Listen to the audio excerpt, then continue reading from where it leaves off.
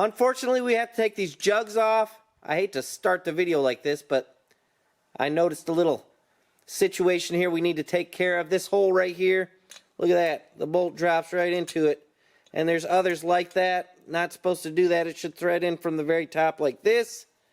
So we're going to have to put inserts in the jugs, and I don't want to get grit and metal shavings down in our engine. I'm going to take the heads back off.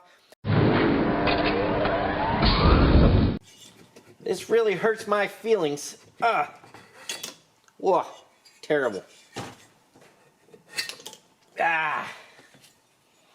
First step is to drill the hole out. I'm just going to do all 4 of them. This is probably a weak spot on these anyways.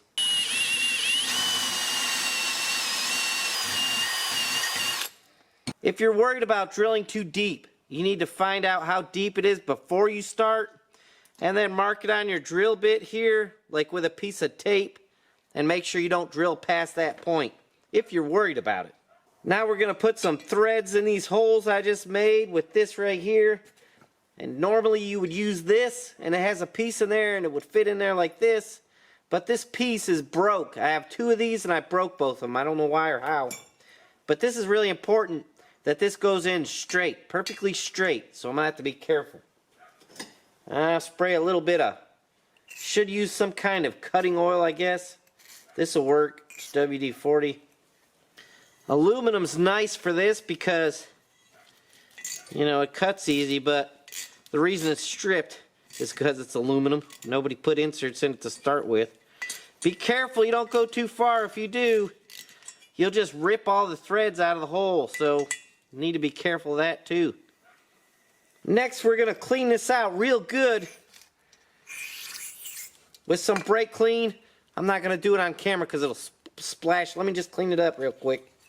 So take a peek there. Look at those nice, clean, pretty threads in there. I hope you guys can see them. That's as close as I can get. So here's our little insert. And next we'll take this tool. We screw it in this. Whoop. We screw it into this insert. This will help it. See, it catches this little end here. And it'll help it travel down in there. Kind of don't like these ends though because they, I don't know, you got to kind of break them off or do something with them. But we'll see how it turns out. Next, red Loctite. This is the gel type. It's so much better. Look at that. The gel is so much better than the liquid stuff. And we'll just screw around in there. Here's a tool too that comes with a tap and die set. It usually has a rod sticking through here. I've lost my rod. I don't know. My tools are in disarray. Anyways, I'm having a little trouble screwing this in, so this will fit right there like that. You snug her down. And then we can turn it in there. That just gives you something. See there? Look how nice that thing turns now. That's beautiful. Whoop! Dropped it. I'm going to get the threads down in past the thing, past this cylinder, you know, head part. And that's as far as I'm going to go. Let's see here. And we just take this tool out. Whoop. So there you can see our brand new nice threads inside of there. Steel inserts. Let's see how our bolt does in there. Oh, that's nice. Now this is going to hit that little tiny tit in there. So I'm going to have to tighten it up. Usually that little piece will break off and I can flop it out of there.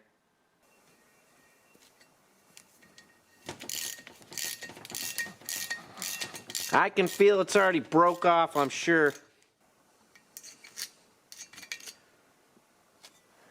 And there it is. For those of you that don't believe me, there it is. It's broke off. I fished it out, you know, with this magnetic screwdriver. When you buy a Healy coil kit, this is what you'll get: a tap, a drill, a tool to insert the inserts or Healy coils and Healy coils. I've got 7 more like that to do, just the same exact way, and I'll get back with you.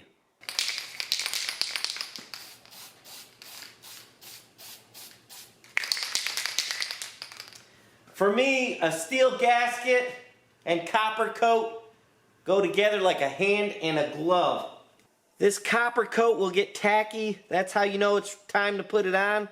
This needs to be perfectly clean and dry, both surfaces, the head and the cylinder. So here we go, set her down.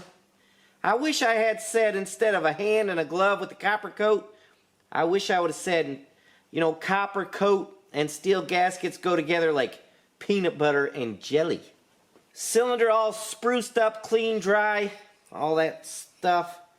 Line her up perfectly here. All of these bolts I coated with oil on the inside and out, on the threads and this outside. It has a brand new lock washer here, and I would recommend using new lock washers.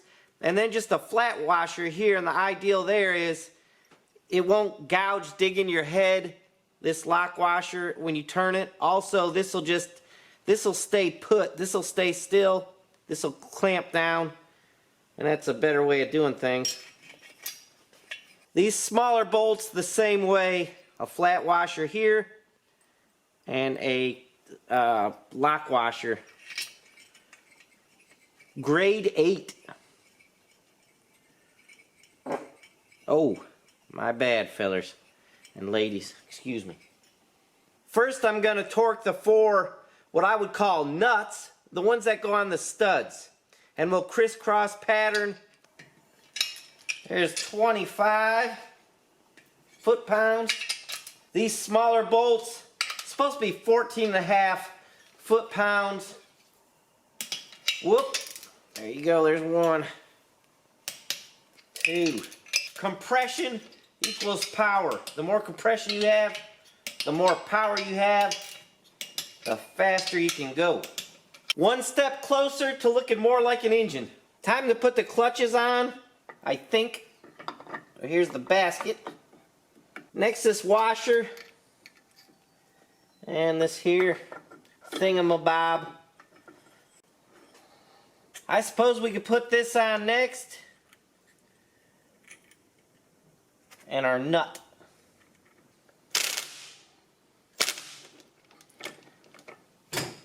Some guys torque everything. Some guys torque nothing. I just kind of wing it. Whatever I feel like doing, that's what I do at the time. Some things I think are more important than other things to torque. Gonna fold our locking tab over. It's only necessary to do on one side of the nut. Some people go all the way around, or both sides, or any kind of crazy combination. That's not necessary, just one side. All of these discs have been cleaned up. We're going to start with a steel and then a friction. Back and forth you go until you have them all in the basket. Next, this little piece right here, put a little lube on there. This plate right here will go on after that. All the springs, it should go without saying, all this stuff needs to be perfectly clean. And I mean perfectly clean. Next, the bolt with the washer on it. It's 10mm head on that bolt. And I take this little piece, you could put a nut inside of this socket or something, whatever you have laying around, to keep this out as far as it can be, the threads out as far as it can go. You know, if you don't have something in your socket, the bolt's gonna go way down in there and you only got a few threads to work with. Do it this way, it'll make it easier for you.